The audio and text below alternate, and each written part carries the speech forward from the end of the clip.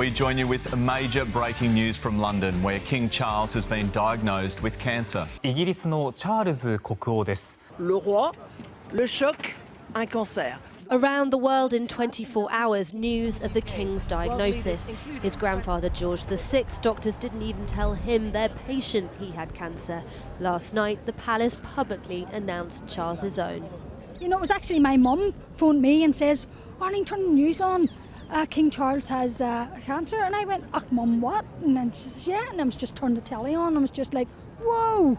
You know, it's just a big shock. And then you hopped on a flight? Hopped on a flight. Yeah. Soon after, and that was us. Julie and Darlene travelled from Belfast after they heard the news. It's like he's waited so long to get onto the throne, and now this has happened. You know, it's just like a real knock, isn't it? Yeah. And hopefully we send him all our best wishes, you know.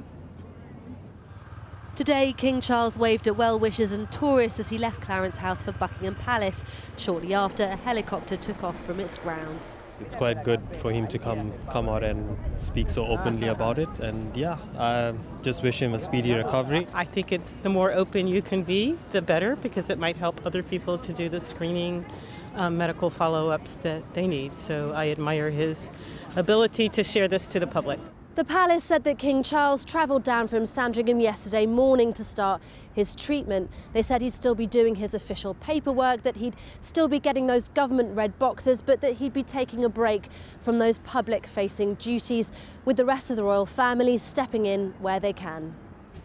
Princess Anne, who visited mental health workers in Nottinghamshire today, as well as Queen Camilla and Prince William, are set to share some of the King's royal duties.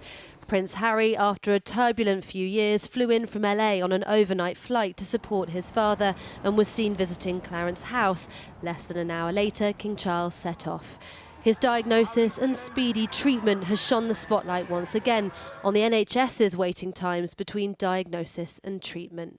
Its target is for people to start treatment within 62 days of being diagnosed, but the latest figures show in England just 59% of people have been able to do that, compared to 85% in 2015. Just all our thoughts are with him and his family, and you know, thankfully this has been caught early. And this morning the PM was challenged on waiting times. And that 62-day cancer target for confirmed diagnosis and start of treatment has not been met since 2015. Do you acknowledge that that is a failure of NHS patients? I say, look, what people will be focused on is obviously rightly recovering from the pandemic. But on the 62-day wait, the numbers now and that are coming down. The palace said the King was feeling positive.